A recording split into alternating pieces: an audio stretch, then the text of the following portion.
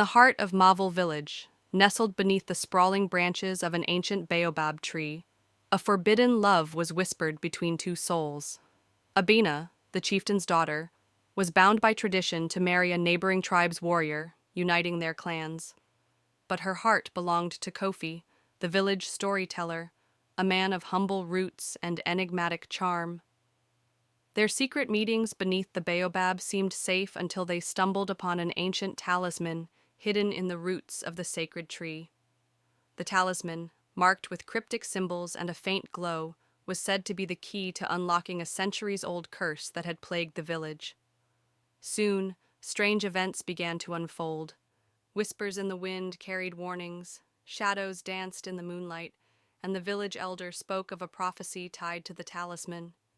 It warned that forbidden love would awaken the curse, unleashing secrets meant to stay buried. Now, Abina and Kofi must unravel the mystery of the talisman and the prophecy before their love threatens the fate of their entire village. As the moonlight filtered through the thick branches of the baobab, Abina turned the talisman over in her hands. Its surface felt oddly warm, and the symbols seemed to shift ever so slightly under her gaze. This shouldn't be here," Kofi said, his voice low but steady. His eyes darted nervously around the grove, as though expecting the spirits of their ancestors to emerge from the shadows. "The elder once said the talisman was lost generations ago, hidden to prevent calamity." "Then why does it feel like it was waiting for us?" Abena whispered, her voice tinged with both awe and fear. She slipped the talisman into her cloak, her heart pounding. The night's silence was broken by the sharp cry of a horn in the distance. It was a sound that made their blood run cold, the summoning horn from the chief's hut. Someone had seen them leave, and the council was being called to account for her absence. "We have to go," Abina urged, clutching Kofi's hand. "But we can't let anyone know about this." Kofi nodded, his mind racing. "We'll meet tomorrow at the storyteller's hut. I'll search the archives for anything about the talisman and the curse." The next day, Kofi pored over brittle scrolls and faded texts that chronicled the village's past. A story emerged, a tragic tale of love that mirrored their own. Centuries ago, a warrior had fallen for the daughter of a rival chieftain. Their union was forbidden, and their attempt to elope awakened a curse that turned the land barren and the rivers dry. The talisman was the artifact of their love, imbued with both their passion and their pain. Meanwhile, Abena faced the wrath of her father. The chief demanded to know where she had been and why she had been seen with Kofi. Though she denied the accusations, the suspicion in his eyes was unmistakable. He summoned a diviner to consult the spirits, and Abena knew their secret was dangerously close to being exposed. That night, as they met in secret once more, Kofi revealed what he had learned. The curse doesn't just destroy the land, it unravels the bonds of the living. The spirits of the cursed lovers linger, drawn to others like them. Abena's grip on the talisman tightened. "Do you think they're watching us now?" "I don't know," Kofi admitted, his voice barely above a whisper. "But the texts say there's one way to break the curse, if the talisman is returned to the baobab and the spirits are appeased." "What if it's too late?" Abena asked, her voice trembling. "It's never too late," Kofi said, placing a reassuring hand on hers. "We'll do it together." But as they prepared to return the talisman, they were unaware of the shadow that had been following them, someone who had overheard their plans and who had no intention of letting them succeed. The next night, the village was cloaked in a heavy mist. The baobab stood in eerie silence, its branches stretching like skeletal arms against the moonlit sky. Abena and Kofi approached cautiously, their breaths clouding in the chill air. Abena held the talisman tightly, its warmth now replaced by a faint, pulsing cold. "Do you think the spirits will forgive us?" she asked, her voice barely audible. "They must," Kofi replied, though doubt flickered in his eyes. He glanced over his shoulder, feeling an unease he couldn't shake. They were being followed, he was certain of it, but whoever was trailing them was skilled at remaining unseen. As they reached the base of the baobab, Abena knelt, carefully placing the talisman on a moss-covered root. Kofi began to chant an ancient prayer he had discovered in the texts, calling upon the spirits to accept their offering and release the village from the curse. The wind picked up, swirling the mist into ghostly shapes. Whispers grew around them, voices neither human nor animal. The talisman began to glow, brighter and brighter, until it was almost blinding. Suddenly a sharp cry shattered the ritual. A figure emerged from the shadows, lunging toward the talisman. It was Oba, Abina's cousin and her father's loyal guard. "You think you can defy the chief and the ancestors?"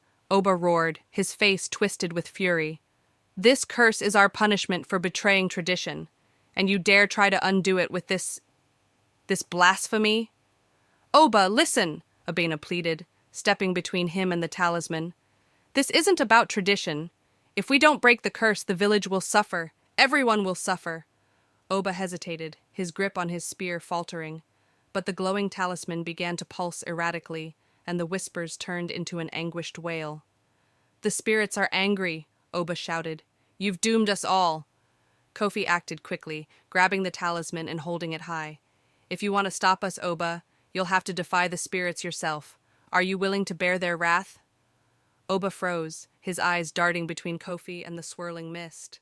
A moment later, he dropped his spear and fell to his knees, muttering prayers of atonement. Kofi and Abina seized the chance. Together, they pressed the talisman into the hollow at the base of the Baobab, reciting the final lines of the chant.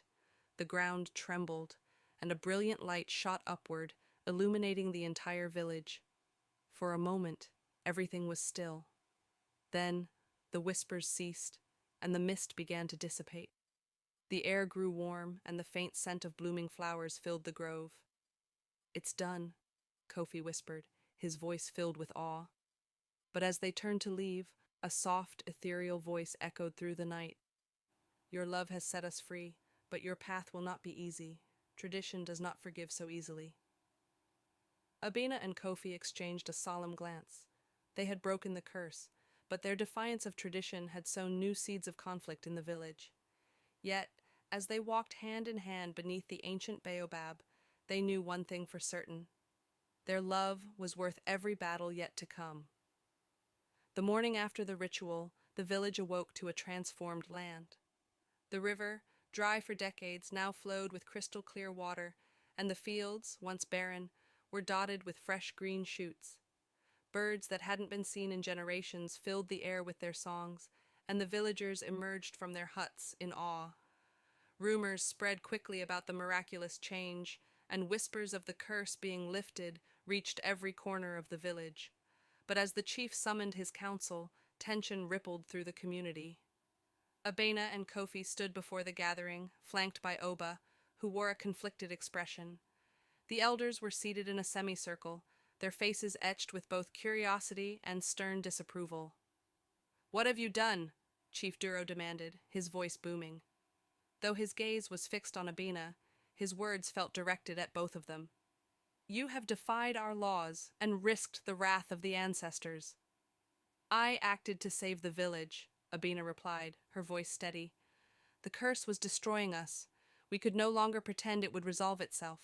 The talisman was the key to restoring balance." "And yet you concealed your actions," an elder interjected. "Why? If you truly sought the good of the village, why act in secret?" "Because you wouldn't have allowed it," Kofi said, stepping forward. "Your fear of change blinded you to what needed to be done. Tradition is important, but it should not come at the cost of our survival." A murmur spread through the crowd. Some nodded in agreement, while others looked skeptical. Oba cleared his throat, drawing all eyes to him. "I saw the spirits myself," he said, his voice solemn. "They accepted the talisman and lifted the curse. It is true that they were angered at first, but their final words were clear. The curse is gone." Chief Duro's expression darkened, but he said nothing.